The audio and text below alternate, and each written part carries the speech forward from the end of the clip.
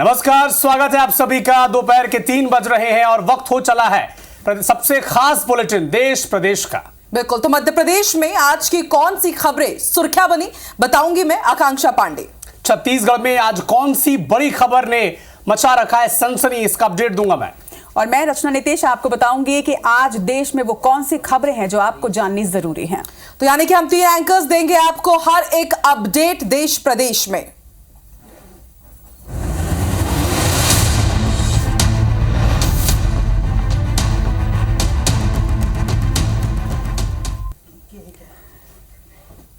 और देश प्रदेश में शुरुआत करते हैं देश की खबरों के साथ। नीरज चोपड़ा ने सिल्वर मेडल अपने नाम किया है। प्रधानमंत्री नरेंद्र मोदी ने नीरज चोपड़ा से ओलंपिक मेडल जीतने के बाद बातचीत की और बधाई दी। पीएम ने नीरज के चोट की जानकारी भी ली। आपको बता दें कि जेवलिन थ्रोअर नीरज चोपड़ा ने पेरिस में सिल्वर मेडल जीता है। हालांकि देश का सपना था कि वो गोल्ड मेडल जीते, लेकिन नीरज चोपड़ा ने शानदार प्रदर्शन करते हुए 89.45 मीटर दूर भाला फेंका और इस शानदार प्रदर्शन की बदौलत उन्हें सिल्वर मेडल मिला है।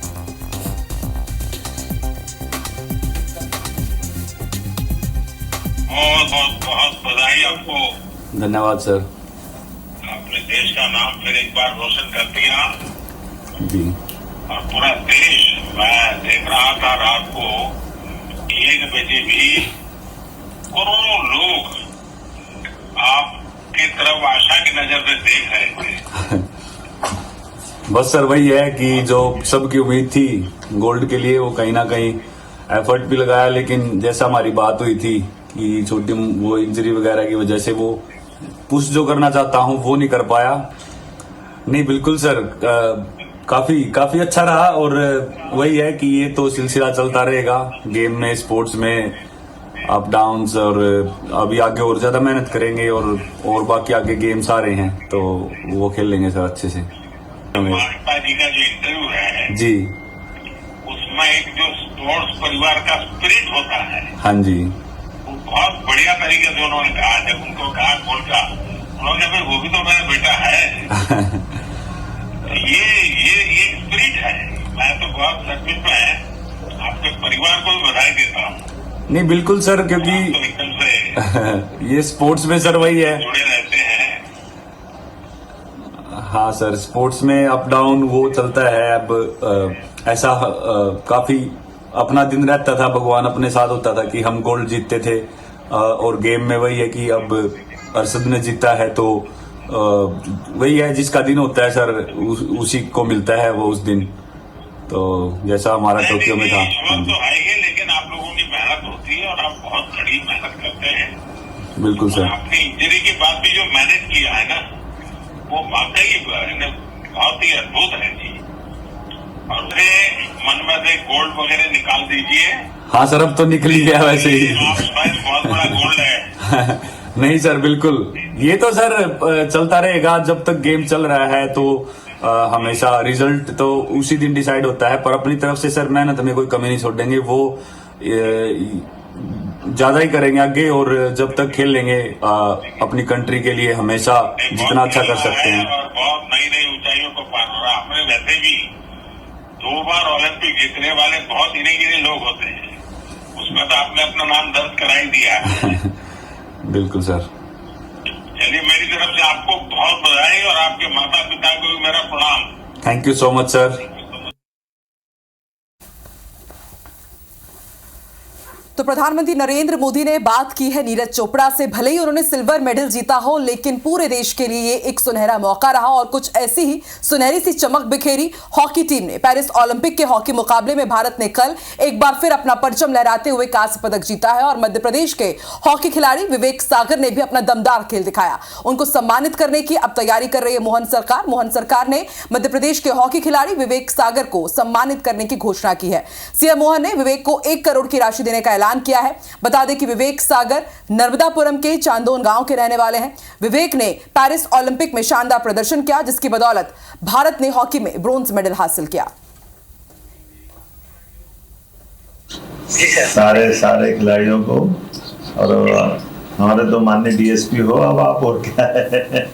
तो अभी हमारी तरफ से 1 करोड़ रुपया आपके खाते में भी डलेगा, ठीक है ना। सरकार अच्छा सरकार की ओर से ये मध्य प्रदेश सरकार अपने गौरवशाली खिलाड़ी को इनके अपने किए गए योगदान के लिए, देश के लिए आपके यहाँ किए गए योगदान को स्मरण करते हुए सारे मित्रों को, आपके हरप्रीत सहित सबको बधाई देना मेरी तरफ से, सारे खिलाड़ियों को। पटवारी ने मोहन सरकार को घेरा और आदिवासी विरोधी बता दिया तो नेता प्रतिपक्ष उमंग सिंघार ने भाजपा पर जहरीले सांप की तरह आदिवासियों को डसने का आरोप लगा दिया है। कांग्रेस विधायक डॉक्टर विक्रांत भूरिया ने कहा कि बीजेपी आदिवासी समुदाय को वनवासी कहकर अपनी द्वेष भावना को जाहिर करती है। कांग्रेस के आरोपों पर सत्तारूढ़ बीजेपी ने पलटवार किया कि बीजेपी ने आदिवासियों को हमेशा सम्मान दिया है। भगवान बिरसा मुंडा की जयंती और जनजाति दिवस मनाना इसका बड़ा उदाहरण है। 9 तारीख को कांग्रेस पार्टी की सरकार ने आदिवासी सम्मान में एक दिन का अवकाश रखा था। जो ये सरकार, उसका तो अवहेलना की अपमान किया ही किया, पर आदिवासी दिवस को किस तरीके का सम्मान देना चाहिए उसकी भी प्रक्रिया को भूल गई है। ऑस्ट्रेलिया में विश्व के सबसे जहरीले सांप पाए जाते हैं, तो मध्य प्रदेश की भारतीय जनता पार्टी सबसे ज्यादा जहरीले सांप के रूप में दिख रही है मुझे। और यहाँ जिस प्रकार से आदिवासियों को डसने का काम कर रहे, आदिवासियों का अपमान कर रही है, उन्हें आज 9 अगस्त को छुट्टी नहीं दी, तो ये बड़े एक घोर निंदा करता हूँ। बीजेपी हमेशा से हमें वनवासी कहती आई है, पर हम वनवासी नहीं है। हम इस देश के मूल निवासी आदिवासी हैं और आज उनको छुट्टी देना चाहिए। और आज आदिवासियों को अस्तित्व को स्वीकार करने से ये मना कर रहे हैं। बीजेपी और सरकार को हम चेतावनी देना चाहते हैं, अगर इसी तरह से आदिवासियों का ये अपमान करते रहेंगे तो सरकार को बहुत जल्दी भुगतना पड़ेगा। कांग्रेस इन दिनों पर राजनीति करने का काम कर रही है। वस्तुतः भगवान बिरसा मुंडा जी की जयंती पर 15 नवंबर पर हम आदिवासी गौरव दिवस मनाते हैं। मैं कांग्रेस से पूछना चाहता हूं कि आदिवासियों के नाम पर बात करते हो, ये तो बताओ कि आपने आज़ादी के 50-60 साल तक अपनी सरकार चलाई, कभी जनजाति मंत्रालय नहीं बना। ये जनजाति मंत्रालय भी बनाने का काम किया तो अटल बिहारी वाजपेयी जी की सरकार में हुआ। तो मध्य प्रदेश और छत्तीसगढ़ की सियासत की खबरों के बाद अब बात बहस, तकरार और वॉकआउट की। आज राज्यसभा की कार्रवाई के दौरान सपा सांसद जया बच्चन और सभापति जगदीप धनखड़ के बीच बहस छिड़ गई। जया बच्चन ने सभापति धनखड़ की टोन पर सवाल उठाते हुए कहा कि मैं एक कलाकार हूं, बॉडी लैंग्वेज भी समझती हूं और एक्सप्रेशंस भी समझती हूं। माफ करिएगा लेकिन आपकी टोन स्वीकार्य नहीं है। जिस पर सभापति ने भी नाराजगी जाहिर करते हुए कहा कि आपने महान उपलब्धि हासिल की होगी, मगर आप मेरे टोन पर सवाल उठा रही हैं जिसे मैं बर्दाश्त नहीं करूंगा। इसके बाद विपक्ष ने राज्यसभा में जोरदार हंगामा किया, जिसके बाद वॉकआउट भी हुआ। मैं कलाकार हूं, बॉडी लैंग्वेज समझती हूं, एक्सप्रेशन समझती हूं। और सर मुझे माफ करिएगा मगर आपका टोन जो है। Jaya ji, you earned a great reputation. You have earned a great reputation. You know, an actor is subject to the director. You have not seen what I see from here. तो विधानसभा चुनाव और लोकसभा चुनाव छत्तीसगढ़ में हो चुके हैं, लेकिन अब बारी निकाय और पंचायत चुनाव की है। सुगबुगाहट तेज हो चुकी है। राज्य सरकार ने दोनों चुनाव एक साथ, यानी पंचायत चुनाव और निकाय चुनाव एक साथ कराने के लिए आम जनता से सुझाव मांगे हैं। जनता 17 अगस्त तक सरकार को अपना सुझाव दे सकती है। बीजेपी विधायक ने विधानसभा में इस प्रारूप एक अशासकीय संकल्प ला चुकी है, जिसके आधार पर राज्य सरकार ने एक समिति गठित कर दी है। डिप्टी सीएम अरुण साहब ने कहा है कि सरकार इस दिशा में इसीलिए सोच रही है क्योंकि देश में वन नेशन और वन इलेक्शन की भी चर्चा है। इसके लिए गठित समिति निकाय और पंचायत नियमों का अध्ययन कर रही है और जनता के सुझाव मिलने के बाद कोई अहम फैसला इस विषय पर लिया जा सकता है। क्या कारण साहब ने सुने आप एक बार। एक संभावना कैसे बन सकती है, लोगों के अभिमत क्या है, कानूनी प्रावधान क्या है, इस सब बातों पर विचार करने के लिए एक समिति का गठन किया है जो लोगों से सुझाव भी ले रही है और कानूनी प्रावधान का भी अवलोकन करके उस पर अपना रिपोर्ट देंगे। उसके हिसाब से सरकार आगे बढ़ेगी। अब रुक करते हैं मध्य प्रदेश की खबरों का। मध्य प्रदेश में विजयपुर विधानसभा सीट में उपचुनाव को लेकर कांग्रेस ने तैयारी शुरू कर दी है। बैठक में प्रत्याशी के नाम को लेकर मंथन हुआ है। पीसीसी अध्यक्ष जीतू पटवारी ने कहा है कि अमरवाड़ा में कांग्रेस इस बार चुनाव हार गई थी, लेकिन अब माइक्रो लेवल पर चुनाव लड़ा जाएगा। रामनिवास रावत के बीजेपी ज्वाइन करने के बाद कांग्रेस के कार्यकर्ताओं और वोटरों में उनके खिलाफ गुस्सा है। स्वाभाविक है कि अभी अमरवाड़ा का चुनाव हुआ, हम 3000 वोट से चुनाव हार गए, तो माइक्रो लेवल पर चुनाव लड़ा जाए तो रामनिवास जी के खिलाफ वहाँ वातावरण है और सेंटिमेंट लोगों के उन्होंने वहाँ की जनता के साथ धोखा किया है। पार्टी मैदान में भेजेगी तो हम दमदारी से चुनाव लड़ेंगे, पूरी पार्टी लड़ेगी और कांग्रेस पार्टी की बहुत हजारों मतों से विजय होगी। 400 करोड़ रुपए के से ज्यादा के विकास कार्य ले आए, क्या लगता है उससे कोई अंतर पड़ने वाला नहीं है, क्योंकि गरीब किसान मजदूर के लिए उसमें कोई वो नहीं है। हाँ, आदिवासी वोट बैंक ज़्यादा, आदिवासियों के वोट बैंक के आधार पर ही कांग्रेस जिंदी है। अगर अच्छे प्रत्याशी को टिकट मिला तो वास्तव में कांग्रेस जीती। वोटर्स का तो रुझान ये है साहब कि ये धोखा दे के हमें चले गए हैं, इसलिए लोगों का रुझान तो रामनिवास जी की तरफ नहीं है, क्योंकि असंतुष्ट है लोग। दिल्ली के पूर्व डिप्टी सीएम मनीष सिसोदिया को सुप्रीम कोर्ट से बड़ी राहत मिली है। आबकारी नीति के मामले में पिछले 17 महीनों से जेल में बंद मनीष सिसोदिया को सुप्रीम कोर्ट ने जमानत दे दी। सर्वोच्च अदालत ने सिसोदिया को 3 शर्तों पर जमानत दी, जिसमें उन्हें 10 लाख रुपए का मुचलका भरने के अलावा 2 जमानतदार पेश करने होंगे। वहीं मनीष सिसोदिया को अपना पासपोर्ट भी सरेंडर करना होगा और हर सोमवार को थाने में हाजिरी देनी होगी। मनीष सिसोदिया जी को सीबी और ईडीआई के दोनों मामले में सुप्रीम कोर्ट ने ये कहा है कि 17 महीने का इनकार्सेनेशन था, 17 महीने से वो जेल में थे और उनको जो है बेल ग्रांट करी है। सुप्रीम कोर्ट ने ये भी कहा है कि हमारे ट्रायल कोर्ट को और हाई कोर्ट को जो इस बात का ध्यान रखना चाहिए कि बेल के मामले में वो हर मामला जो है सुप्रीम कोर्ट तक ना पहुंचे, उन्हें एक स्ट्रेंथ देनी, उनको स्ट्रेंथ शो करनी चाहिए थी। और जो कार्डिनल प्रिंसिपल है बेल का कि bail is rule and jail is exception, उसको विथहोल्ड किया है। माननीय सर्वोच्च न्यायालय का हृदय से आभार है, सर झुका के नमन है कि लंबे इंतजार के बाद न्याय मिला, एक फैसला आम आदमी पार्टी के पक्ष में, मनीष सिसोदिया जी के पक्ष में, और एक एक कार्यकर्ता इस फैसले से उत्साहित है।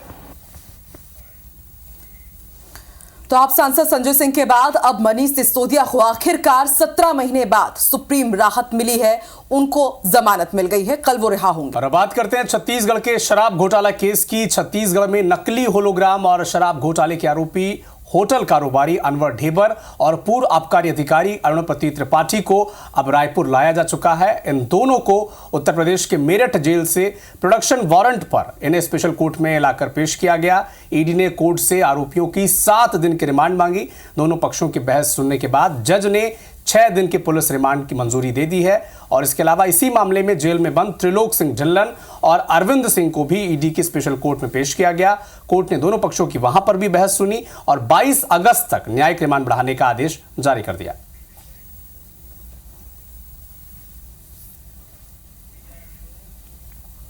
के संदर्भ में एक पीएमएलए इन्वेस्टिगेशन चल रहा है जो लेकर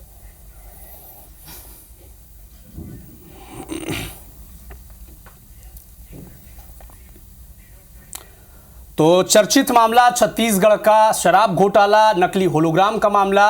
यहां से अनवर ढेबर को उत्तर प्रदेश की पुलिस मेरठ ले गई थी और अब वहां से प्रोडक्शन वारंट पर उन्हें लाया गया है, स्पेशल कोर्ट में पेश किया गया। 6 दिन की पुलिस रिमांड मंजूर कर दी है जज ने और अरुणपति त्रिपाठी के लिए भी यही सुनवाई की है। होटल कारोबारी अनवर ढेबर ये कोर्ट में पेश किए गए हैं। मेरठ से इन्हें प्रोडक्शन वारंट पर अब रायपुर लाया गया है, स्पेशल कोर्ट में पेश किया गया। 6 दिन की पुलिस रिमांड की मंजूरी मिल चुकी है।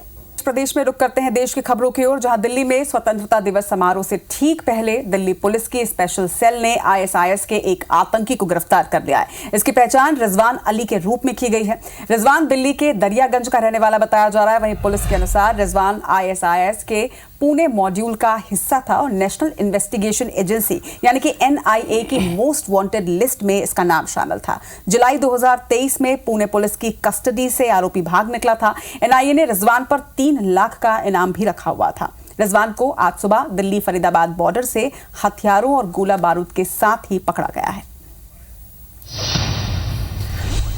तो बड़ी कार्रवाई की है यहां पर टीम ने और उसके बाद अब भोपाल में आपको एक बड़ी कार्रवाई की तस्वीर दिखाते हैं। रिटायर्ड इंजीनियर यंत्री पीके जैन के घर लोकायुक्त की टीम ने छापेमार कार्रवाई की है।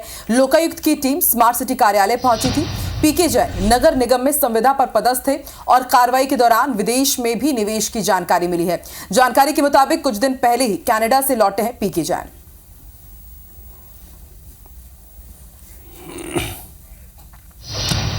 और कार्रवाइयों का जिक्र छिड़ा है तो रायपुर के महादेव से टैप मामले में एसीबी और ईओडब्ल्यू ने एक बड़ी कार्रवाई की है। ओटीपी सेंटर संचालित करने वाले 3 आरोपियों को गिरफ्तार कर लिया गया है। गिरफ्तार आरोपियों के नाम भिलाई निवासी अतुल सिंह, विश्वजीत राय और बिहार निवासी भारत ज्योति पांडे बताया जा रहा है। इनके कब्जे से 100 से ज्यादा मोबाइल फोन, लैपटॉप के साथ 500 से अधिक सिम कार्ड भी जब्त किए गए हैं। आरोपियों को 13 अगस्त तक रिमांड पर लेकर पूछताछ जारी है। इधर वक्फ कानून में संशोधन को लेकर देश की राजनीति सरगर्म है। इस बीच बिल को जेपीसी में भेज दिया गया। आज लोकसभा अध्यक्ष ओम बिरला जेपीसी का उन्होंने गठन किया। बता दें कि जेपीसी में लोकसभा से 20 और राज्यसभा से 10 सदस्यों को शामिल किया गया। संसद के अगले सत्र से पहले रिपोर्ट समिति सौंपेगी। आपको ये भी जानकारी दे दें कि ये बिल अल्पसंख्यक मामलों के मंत्री किरेन रिजिजू ने कल सदन में वक्फ संशोधन बिल जो है वो पेश किया था, जिसके बाद जोरदार हंगामा हुआ। विपक्ष ने बिल का जमकर विरोध किया था, जिसके बाद रिजिजू ने बिल को जेपीसी में भेजने की सिफारिश की थी। और आज नागपंचमी मनाई जा रही है। उज्जैन के विश्व प्रसिद्ध महाकालेश्वर मंदिर में नागपंचमी का पर्व धूमधाम से मनाया गया। मंदिर के तृतीय तल पर बने नागचंद्रेश्वर मंदिर के पट देर रात 12 बजे खोल दिए गए। पट खुलने के साथ ही महानिर्वाणी अखाड़े के गादीपति महंत विनीत गिरी महाराज ने भगवान नागचंद्रेश्वर की प्रतिमा का पूजन अभिषेक किया। पूजन अभिषेक के बाद आम श्रद्धालुओं के लिए दर्शन शुरू हुए। महंत विनीत गिरी महाराज ने बताया कि विश्व का एकमात्र ऐसा मंदिर है जो साल में एक बार सिर्फ एक दिन नागपंचमी के दिन ही खोला जाता है। दर्शन करने के लिए देश विदेश से श्रद्धालु पहुंचते हैं और आज ये मंदिर 24 घंटे के लिए खुला रहेगा। इसके बाद रात 12 बजे पूजन अनुष्ठान होगा और मंदिर के पट फिर बंद कर दिए जाएंगे। भगवान महाकाल का जो दिव्य मंदिर है उसमें तृतीय तल पर भगवान नागचंद्रेश्वर स्थापित हैं, जिसमें वर्ष में एक दिन के लिए 24 घंटे के लिए भगवान नागचंद्रेश्वर सभी श्रद्धालुओं को दर्शन देने के लिए यहाँ पर उपस्थित होते हैं। तो उसी पद्धति में आज नागपंचमी के पावन पर्व पर पूर्व परंपरा के अनुसार मंदिर के पट खोले गए। आज लगभग 12:15 बजे से दर्शन प्रारंभ करवा दिया गया है। तर्कराज पार्किंग से लेकर के यहाँ पर एंट्री करवाई जा रही है और लगभग 25 से 30 हज़ार लोग ऐसे हैं जो कि ऑलरेडी जो है लाइनों में आ चुके हैं और दर्शन कर रहे हैं। यहाँ पर प्रशासनिक अमले की बात करें तो फिर जो है 500 से अधिक लोग जो है विभिन्न कैपेसिटीज़ में लगे हुए हैं, मंदिर के लोग लगे हुए हैं। और नागपंचमी के मौके पर अलग अलग परंपराओं का भी निर्वहन किया जा रहा है। बालोद जिले के ग्राम सिवनी में बसे आदिवासी सपेरों की बस्ती में नागपंचमी के मौके पर एक विशेष पूजा होती है। साल में 6 माह के लिए ये लोग अपना घर छोड़कर बाहर ही अपना जीवन यापन करते हैं। परिवार समेत झोपड़ी बनाकर नदी किनारे रहते हैं और इसी परंपरा को निभाते हुए इस साल आदिवासियों ने नागपंचमी के लिए पूजा के लिए तांदुला नहर के पास अपना डेरा जमाया है और पूजा के लिए जंगल की तरफ से सांपों को पकड़ा भी गया है और अब इन सांपों को बकायदा गांव-गांव ले जाकर इनकी पूजा भी कराई जा रही है। सांप कहीं से मिल भी जाता है, उसको मारता पीटता हम नहीं है। वो अगर वो सांप मिल जाता है उसको पकड़ के ले लाते हैं। 3 महीना बाद पंचमी के दिन पूजा पसट करते हैं, नरियर होम धूप जलाते हैं, सब लड़का को खुश करते हैं। उसका बाद 6 महीना के लिए छोड़ देते हैं। सांप धरते हैं नहीं, वो घुमाते हैं और सब घुमाए के नहीं, जो बाल बच्चा मन के जीवन करते हैं और घुमाए के नहीं। पंचमी समय घुमाए के हम पूजा पष्टा करके छोड़ देते हैं।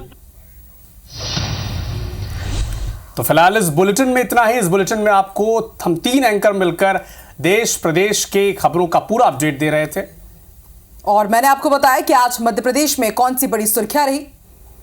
देश की खबरों से मैंने आपको किया अपडेट और हर रोज 3 बजे इसी तरह से हम तीनों ही एंकर देश और मध्य प्रदेश के साथ ही छत्तीसगढ़ की खबरों से आपको करेंगे अपडेट। हम तीनों को दीजिए अनुमति। नमस्कार।